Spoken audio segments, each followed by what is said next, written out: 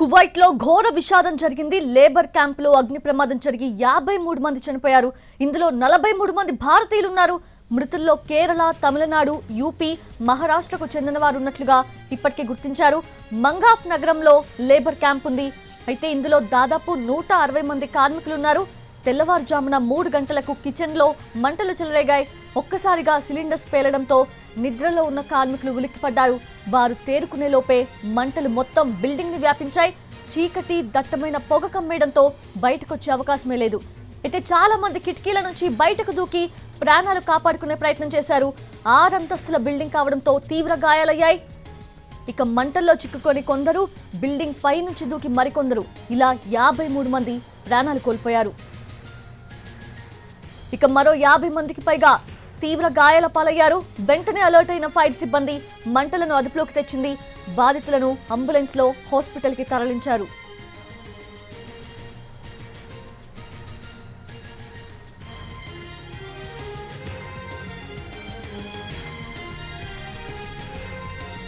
అయితే Kuwait Mangaf లో జరిగిన ఈ ఘటనపై విదేశాంగ శాఖ దిగ్భ్రాంతి వ్యక్తం చేసింది.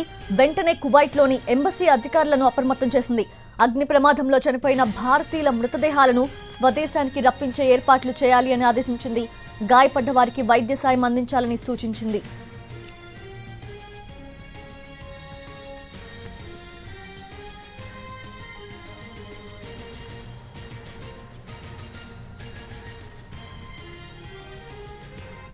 అయితే ఇటు కువైట్ కూడా చర్యలు చేపట్టింది. స్థానిక మున్సిపల్ అధికారులపై వేటు వేసింది.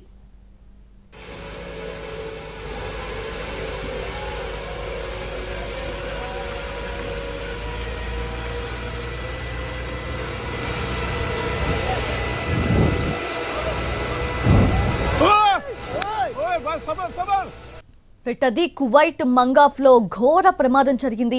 లేబర్ క్యాంప్ లో అగ్ని ప్రమాదం జరిగి 53 మంది మృతి చెందారు. అయితే ఇందులో 43 మంది భారతీయులు ఉన్నారు. పూర్తి అప్డేట్స్ తెలుసుకుందాము. మా ప్రతినిధి రాజు సిద్ధంగా ఉన్నారు. రాజు, ఏంటి ఎవరైతే సజీవ దహనం అయ్యారో భారతదేశానికి చెందిన వారు, వాళ్ళ డీటెయిల్స్ ఏమన్నా తెలిసాయా? ఎవరు ఏంటి, వాళ్ళ పేర్లు కానివ్వండి, వాళ్ళ అడ్రస్లు కానివ్వండి, వాళ్ళ కుటుంబ సభ్యులకి తెలియజేశారా? ఎస్ సౌజన్య, నిజంగా అంటే పొట్టకూటి కోసం వెళ్ళి ఏ విధంగానైతే అగ్నికి ఆహుతి అయినటువంటి పరిస్థితి ఇప్పుడు కువైట్లో కనిపిస్తుంది. దక్షిణ మాంగాఫ్లో అంటే ముఖ్యంగా ఏదైతే ఈ లేబర్ అంటే బిల్డింగ్ సంబంధించినటువంటి రియల్ ఎస్టేట్ కంపెనీ, దాంతోపాటు కన్స్ట్రక్షన్ కంపెనీ కూడా ఉంది. ఏదైతే పాండేన్కు తను తమిళనాడుకు చెందినటువంటి వ్యక్తి, తను ఓనర్గా ఉన్నారు. అయితే ఆయన ఇక్కడ నుంచి పెద్ద ఎత్తున ఏదైతే లేబర్ని కువైట్కు తీసుకెళ్తూ ఉంటారు. దాంట్లో భాగంగానే కేరళ కావచ్చు, తమిళనాడు కావచ్చు, కొంతమంది ఏదైతే తెలుగు రాష్ట్రాల నుంచి కూడా పోయినట్టుగా తెలుస్తుంది. ఎక్కువ మంది యూపీ నుంచి కూడా వెళ్ళినట్టుగా తెలుస్తుంది. అయితే ఏదైతే ఈరోజు ఉదయం తెల్లవారుజామున జరిగినటువంటి ఈ ఫైర్ యాక్సిడెంట్లో దాదాపు 53 మందికి పైగా చనిపోతే 40 మంది వరకు క్షతగాత్రులయ్యారు. వాళ్ళందరినీ ఇప్పుడు ఆసుపత్రిలో చేర్చి మెరుగైనటువంటి ట్రీట్మెంట్ అందించే ప్రయత్నాలు కూడా చేస్తున్నారు. అయితే ఓవరాల్గా కూడా ఏదైతే పెద్ద ఎత్తున మంటలు వ్యాపించడం, దానికి తోడు పొగ, దాంతో ఎవరు కూడా తప్పించుకోలేకపోయారు. కొంతమందిని రెస్క్యూ టీమ్స్ బయటికి తీసుకొచ్చినప్పటికీ కూడా మిగతా చాలా మంది లోపలే ఉండిపోయారు. అంటే అక్కడ ఉన్నటువంటి ఏదైతే ఈ లేబర్ ఉంటున్నటువంటి ప్లేస్ ఉందో, ఈ ప్లేస్లో దాదాపు 200 మందికి పైగా ఉంటున్నట్టుగా తెలుస్తుంది. అందరూ కూడా ఉదయం ఎక్కడైతే అక్కడ టిఫిన్ చేసి ఆ తర్వాత వాళ్ళ ఎక్కడైతే వర్క్ ఉంటుందో అక్కడికి వెళ్ళిపోతారు, బిల్డింగ్ కన్స్ట్రక్షన్కి సంబంధించినటువంటి పని కోసం. సో అక్కడి నుంచి వాళ్ళంతా కూడా మరికొద్ది గంటలు అయితే వెళ్ళిపోవాలి. కానీ ఈలోగానే కిచెన్ నుంచి మంటలు అంటుకున్నాయా, లేదంటే మరో ప్రమాదమా, ఇది ఏంటి అనే దాని మీద ఇప్పటికే కొంత విచారణకు కూడా ఆదేశించారు. సో ఈ నేపథ్యంలో ఇప్పటి వరకు అంటే పూర్తిగా ఖాళీ మసైపోయినటువంటి పరిస్థితి ఉంది. వాళ్ళను గుర్తుపట్టే పరిస్థితి కూడా లేదని చెప్పి ఇప్పటికే స్పష్టం చేస్తున్నారు. సో దాంతో ఇంతకీ ఎవరెవరికి ఈ ప్రమాదంలో మృతి చెందారు ఏంటి అనే దాని మీద కొంత ఆరా తీస్తున్నటువంటి పరిస్థితి ఉంది. ఈ విషయంలో భారత విదేశాంగ శాఖ కూడా ఇప్పటికే అప్రమత్తమైంది. అక్కడ ఉన్నటువంటి పరిస్థితులను ఎప్పటికప్పుడు తెలుసుకుంటూనే ఉంది. ఏదైతే కువైట్లో ఉన్నటువంటి రాయబారి కూడా ఇప్పటికే సంఘటనా స్థలాన్ని పరిశీలించారు. అక్కడ జరిగే ఎవరైతే ఇండియన్స్ ఉన్నారో వాళ్ళందరికీ కూడా మెరుగైన వైద్యం అందించాలని చెప్పారు. అయితే మృతులకు సంబంధించి మాత్రం ఎవరెవరు చనిపోయారు ఏంటి అనే దాని మీద ఇంకా ఆరా తీస్తున్నటువంటి పరిస్థితి ఉంది. దానికి సంబంధించి ఏదైతే అంటే అక్కడ ఉన్నటువంటి అధికారులంతా కూడా ఎవరెవరు చనిపోయారు ఏంటి అనేది ఒక రిపోర్ట్ తయారు చేయాల్సి ఉంటుంది. సో దానికి సంబంధించినటువంటి ప్రాసెస్ జరుగుతుంది. సో మంటలు అదుపులోకి వచ్చినా కానీ చాలా మంది మృతి చెందినటువంటి పరిస్థితి కనిపిస్తుంది. దాంతో ఇప్పుడు ఏదైతే తెలుగు రాష్ట్రాల్లో కావచ్చు, ప్రత్యేకంగా తమిళనాడు, కేరళ, యూపీ అంటే కువైట్ వెళ్ళిన వాళ్ళంతా కూడా ఇప్పుడు టెన్షన్ పడుతున్నారు. అంటే తమ వాళ్ళకి ఏమైనా జరిగిందా ఏంటి అనే ఒక టెన్షన్ అయితే కనిపిస్తుంది. సో ఓవరాల్గా మరోపక్క అంటే ఢిల్లీలో ఉన్నటువంటి ఏదైతే రెసిడెంట్ కమిషనర్లు ఉంటారో రాష్ట్రాలకు సంబంధించి వాళ్ళు కూడా విదేశాంగ శాఖతో ఎప్పటికప్పుడు సంప్రదింపులు జరుపుతున్నారు. తమ రాష్ట్రానికి సంబంధించినటువంటి అప్డేట్స్ ఏమైనా ఉన్నాయని తెలుసుకునే ప్రయత్నం చేస్తున్నారు. అయితే ఇప్పటి వరకు మృతుల వారీగా మాత్రం వివరాలు అందించినటువంటి పరిస్థితి లేదు. దీనికి మరికొంత సమయం పట్టే అవకాశం స్పష్టంగా కనిపిస్తుంది. సో ఏదేమైనా పొట్టకూటి కోసం కువైట్ వెళ్తే మాత్రం చివరికి వాళ్ళు అగ్నికి ఆహుతైనటువంటి పరిస్థితి స్పష్టంగా కనిపిస్తుంది. సౌజన్య, అంటే రాజు తెల్లవారుజామున 3 గంటలకి ప్రమాదం జరిగింది. ఇప్పుడు కువైట్లో ఒక 2 hours డిఫరెన్స్ ఉంటుంది కాబట్టి మనకి వాళ్ళకి ఇప్పుడు నాకు తెలిసి ఒక 3:30 అవ్వచ్చు. సో ఇలా చూస్తే ఒక 12 hours పైనే అవుతుంది కాబట్టి ఇన్సిడెంట్ జరిగి సో ఈలోపు అంటే మొత్తం 160 మంది కార్మికులు. సో ఆ 160 మందిలో ఇప్పుడు ఎవరైతే గాయాల పాలై హాస్పిటల్ అడ్మిట్ అయ్యారో వాళ్ళ డీటెయిల్స్ తీసుకొని దాన్ని బట్టి తీసుకోవచ్చు కదా. అంటే 12 hours అయింది కదా, ఏం చెప్తున్నారంటే? ఎస్, ఖచ్చితంగా దానికి సంబంధించి డీటెయిల్స్ అనేటివి ఉంటాయి. వాస్తవానికి ఇంతకీ ఆ కాంట్రాక్టర్ వద్ద అసలు జాబితా ఉందా లేదా, తను మెయింటైన్ చేస్తున్నారా లేదా, అదంతా కూడా తను ఇప్పటికే కాంట్రాక్టర్ని అదుపులోకి తీసుకున్నారు. ఆయన వద్ద ఉన్నటువంటి కార్మికులు ఎవరెవరు ఏంటి అనే వివరాలను కూడా సేకరిస్తున్నారు. మరోపక్క ఇది ఇరు దేశాలకు సంబంధించినటువంటి వ్యవహారం కావడంతో కూడా పూర్తిగా అంటే అన్ని రకాలుగా వివరాలు తెలుసుకున్న తర్వాతనే దాన్ని రిలీజ్ చేయాలనే ఆలోచనతో కనిపిస్తున్నట్టుగా తెలుస్తుంది. అందుకోసమే పూర్తి రిపోర్ట్ అనేది అక్కడ సమగ్ర విచారణ కూడా ఆదేశించారు. మరోపక్క ఎప్పుడైతే ఫైర్ యాక్సిడెంట్ జరుగుతుందో వెంటనే లోపల ఉన్నటువంటి వాళ్ళను కూడా తీసుకొచ్చేందుకు కూడా ఇబ్బందిగా ఉంటుంది. ఎందుకంటే మొత్తం బిల్డింగ్ అంతా కూడా వేడిగా ఉంటుంది, లోపలికి వెళ్లే పరిస్థితి ఉండదు. దాంతో కొంత ఆచితూచి వ్యవహరిస్తున్నట్టుగా తెలుస్తుంది. అయితే ముందుగా మాత్రం ఎవరైతే క్షతగాత్రులుగా ఉన్నారో వాళ్ళకు మాత్రం మెరుగైన వైద్యం అందించాలి, ఎవరికి ఎటువంటి ఇబ్బందులు తలెత్తకుండా చూడాలని దాని మీద కూడా ఇప్పటికీ ఒక స్పష్టమైనటువంటి ఆదేశాలు అటు ఇండియా నుంచి వెళ్ళాయి, భారత విదేశాంగ శాఖ నుంచి. మరోపక్క ఏదైతే కువైట్లో ఉన్నటువంటి ఎవరైతే ఉప ప్రధాని ఉన్నారో తను కూడా ఆదేశాలు జారీ చేశారు. సో ఓవరాల్గా కూడా వాళ్ళకి సంబంధించి వివరాలు కొంత ఆలస్యంగా తెలిసే అవకాశం అయితే స్పష్టంగా కనిపిస్తుంది. సౌజన్య, రాజు ఎవరైతే సజీవ దహనమయ్యారో నిజంగా చాలా దురదృష్టకరం, అసలు ఎంతో బాధాకరం. మీరు చెప్పినట్లుగా ఇటువంటి జరగకూడదనే మనం ఎప్పుడు కోరుకుంటాము. బట్ రాజు వాళ్ళు కాకుండా చాలా మంది వాళ్ళ లైఫ్ని సేవ్ చేసుకునేందుకు బిల్డింగ్ పై నుంచి దూకి ఇప్పుడు హాస్పిటలైజ్ అయ్యారు. వాళ్ళలో కూడా ఒక 5గురు భారతీయుల పరిస్థితి తీవ్ర విషమంగా ఉన్నట్లు తెలుస్తూ ఉంది, తీవ్ర గాయాల పాలైనట్లు. సో వాళ్ళ డీటెయిల్స్ ఏంటి, ఆ 5గురు పరిస్థితి ఎలా ఉంది? ఎస్, నిజంగా అక్కడ ఉన్నటువంటి పరిస్థితి చూస్తే అంటే ఒక్కసారిగా దాదాపు 200 మంది ఆ బిల్డింగ్లో ఉన్నారు. మొత్తం 6 ఫ్లోర్లు ఉంది, అందరూ కూడా లేబరే. అంటే ఏదైతే ఇక్కడ నుంచి వెళ్ళినటువంటి వాళ్ళు మేజర్గా అందులో ఇండియా నుంచి వెళ్ళినటువంటి వాళ్ళే ఉన్నారు. సో ఒక్కసారిగా ఎప్పుడైతే ఫైర్ యాక్సిడెంట్ జరిగిందో వాళ్ళకు తెలిసే లోపే అది మొత్తం బిల్డింగ్ను చుట్టుముట్టింది.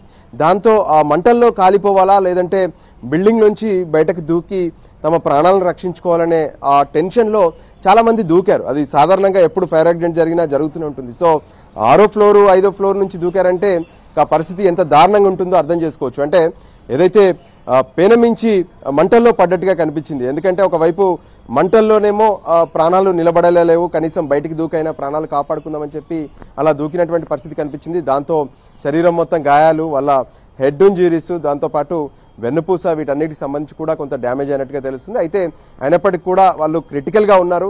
సో మెరుగైన వైద్యం అందించే ప్రయత్నాలు చేస్తున్నామని చెప్పి కువైట్కి సంబంధించినటువంటి అధికారులు చెప్తూనే ఉన్నారు. మరోపక్క ఇక్కడ నుంచి ఎప్పటికప్పుడు ఫాలోఅప్ చేస్తున్నారు. అంటే ఎలాగైనా సరే ఎవరైతే ప్రాణాపాయంలో ఉన్నారో వాళ్ళందరినీ కూడా సరైనటువంటి వైద్యం అందించాలి, వాళ్ళని రక్షించాలనేటువంటి ఆర్డర్స్ కూడా ఇప్పటికే ఏదైతే అటు రాయబార కార్యాలయం నుంచి పోతున్నాయి, మరోపక్క ఇటు విదేశాంగ శాఖ కూడా ఫాలోఅప్ చేస్తుంది. కానీ కొందరికి అంటే ఏదైతే లోపల కొంతమంది ఇప్పటికే అగ్నికి ఆహుతై చనిపోయినటువంటి వాళ్ళు ఉంటే, మరోపక్క ఎవరైతే బయట కొంత ఏదైతే క్రిటికల్గా ఉన్నటువంటి వాళ్ళ పరిస్థితి కూడా ఇంకా డేంజర్లోనే ఉందని చెప్పుకోవచ్చు. సౌజన్య, రాజు ఇప్పుడు ఆ డేంజర్ సిచ్యువేషన్లో ఉన్న ఫుల్లీ అంటే బాగా గాయాల పాలై విషమంగా ఉన్న వాళ్ళని అక్కడే ఉంచి ట్రీట్మెంట్ ఇస్తారా, లేదంటే ఏమన్నా అంటే మన ఇండియాకి షిఫ్ట్ చేసి ఇక్కడే ఉన్న ట్రీట్మెంట్ ఇచ్చే అవకాశం ఉందంటారా? అంటే అఫ్కోర్స్ షిఫ్ట్ చేయలేరు ఈ పరిస్థితుల్లో, బట్ ఏమంటున్నారు? అంటే ఇప్పుడు ఉన్నటువంటి పరిస్థితుల్లో వాళ్ళని ఇంకా అక్కడి నుంచి మరో చోటికి పంపించే పరిస్థితి లేదు. అవసరమైతే అక్కడే మరొక పెద్ద ఆసుపత్రికి తీసుకెళ్లడం, అంటే మెరుగైనటువంటి వైద్యం కోసం అక్కడ ఉన్నటువంటి ఆసుపత్రికి తీసుకెళ్లడం. ఎందుకంటే ఇప్పటికిప్పుడు అక్కడ నుంచి మరో దేశానికి తరలించే ఆలోచన అయితే లేదు, ఎందుకంటే వాళ్ళ పరిస్థితి విషమంగా ఉంది. సో ఈ క్షణాల్లో వాళ్ళకి సరైనటువంటి వైద్యం అందితే ఒకవేళ కొంతమంది బయటపడే అవకాశం ఉంది. సో దాంతో అక్కడే ఉన్నటువంటి కొన్ని ఆసుపత్రులకు తరలించారు. మరోపక్క నిజంగా వాళ్ళు ఉన్నటువంటి ఆసుపత్రిలో ఇంకా కొంత బెటర్ ట్రీట్మెంట్ కావాలనుకుంటే అక్కడ నుంచి మరో ఆసుపత్రికి అక్కడే తరలిస్తారు, కానీ వాళ్ళను మళ్ళీ ఇండియాకి తీసుకొచ్చే అవకాశాలు అయితే లేవు. సో మొత్తానికైతే ఎవరైతే అంటే దాదాపు 40 మంది ఇప్పుడు హాస్పిటల్స్లో ఉన్నారు. అందులో సగానికి పైగా కొంత అంత సివియర్గా లేకపోయినప్పటికీ కూడా దాదాపు ఏదైతే 5 నుంచి 10 మంది మాత్రం చాలా సీరియస్గా ఉన్నట్టుగా తెలుస్తుంది. సో వాళ్ళని మాత్రం బెటర్ ట్రీట్మెంట్ అందించి వాళ్ళని ఎలాగైనా సరే కాపాడాలని చెప్తున్నటువంటి పరిస్థితి ఉంది. సో ఫైనల్గా చూడాలి వాళ్ళలో ఎంతమంది బయటపడతారు. అంటే ఫైర్ యాక్సిడెంట్ జరిగినటువంటి బిల్డింగ్ నుంచి బయటపడ్డారు, కానీ ఇప్పుడు ఈ డేంజర్ సిచ్యువేషన్ నుంచి అందులో ఎంతమంది బయటపడతారు అనేది మాత్రం ఇంకా ప్రతి ఒక్కరిని కూడా కలిచివేస్తున్నటువంటి ఘటనగా కనిపిస్తుంది. మనం చూస్తూనే ఉన్నాం ఎంత మేజర్ యాక్సిడెంట్ అంటే ఆ బిల్డింగ్ మొత్తం కూడా మంటల్లో కాలిపోతూ ఉంటే కొందరు దూకుతూ ఉన్నారు, కొందరు అందులోనే ఉండి అగ్నికి ఆహుతై చనిపోయినటువంటి పరిస్థితి కనిపించింది. నిజంగా వాళ్ళంతా కూడా తమ వాళ్ళను అంటే తమ భార్య పిల్లలను తమ కుటుంబ సభ్యులందరినీ కూడా వదిలేసి ఇక్కడ సరైనటువంటి జాబ్ దొరక్క కావచ్చు, లేదంటే కొంత బెటర్గా అక్కడ నుంచి శాలరీస్ వస్తాయి అనే ఆలోచనతో విదేశాల్లోనైనా సరే కష్టపడాలి అనుకొని అక్కడికి వెళ్ళి కన్స్ట్రక్షన్ వర్క్లో ఉన్నారు.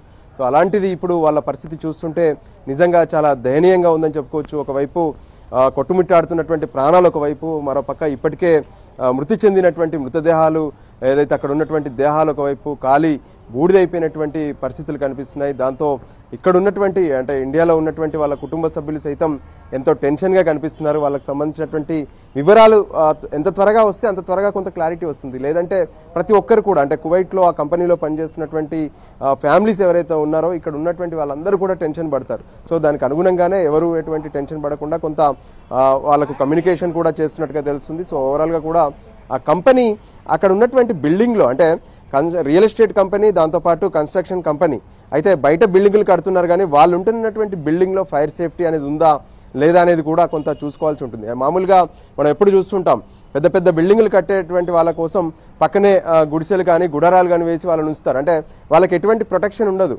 కానీ ఏదైతే బిల్డింగ్ కడతారో దానికి మాత్రం అన్ని రకాలుగా ఫైర్ సేఫ్టీ ఉంటుంది, అన్ని నార్మ్స్ ఫాలో అవుతారు. సో ఇప్పుడు వీళ్ళు ఉన్నటువంటి ఈ 6 అంతస్తుల భవనం పరిస్థితి ఏంది, అక్కడ నిజంగా ఇంత ఫైర్ జరిగితే అట్లీస్ట్ అక్కడ నుంచి వాళ్ళు సేఫ్గా బయటపడేందుకు ఎటువంటి మార్గం లేకుండా పోయిందా, లేదంటే అన్నీ ఉన్నప్పటికీ కూడా ఆ మంటలు అతి వేగంగా వ్యాపించడం వల్ల వీళ్ళు బయటపడలేకపోయారనే దాని మీద కూడా ప్రస్తుతం ఎంక్వైరీ అయితే జరుగుతుంది. ఎంక్వైరీ తర్వాత మరికొంత వివరాలు అయితే తెలుస్తాయి. సో ఓవరాల్గా కూడా ఇది ఒక బాధాకరమైనటువంటి సంఘటనగా చెప్పుకోవచ్చు. ఎందుకంటే ప్రత్యేకంగా అంటే ఏదైతే ఇండియా నుంచి వెళ్ళినటువంటి వాళ్ళందరూ కూడా ఇప్పుడు అక్కడ మృతదేహాలుగా ఉంటే మరోవైపు చాలామంది ఆసుపత్రుల్లో అటు ఇబ్బందికరమైనటువంటి పరిస్థితుల్లో క్రిటికల్గా ఉన్నటువంటి పరిస్థితి కనిపిస్తుంది.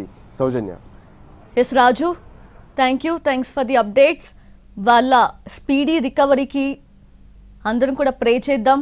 ఇక్కడున్న వారి కుటుంబ సభ్యుల బాధనైతే నిజంగా మాటల్లో చెప్పలేనిది. ఎంత టెన్షన్ పడుతూ ఉంటారో. డెఫినెట్లీ వాళ్ళందరూ కూడా ఎవరైతే విషమ పరిస్థితుల్లో హాస్పిటల్లో ఉన్నారో ట్రీట్మెంట్ తీసుకుంటున్నారో వాళ్ళు త్వరగా రికవర్ కావాలని కోరుకుందాం.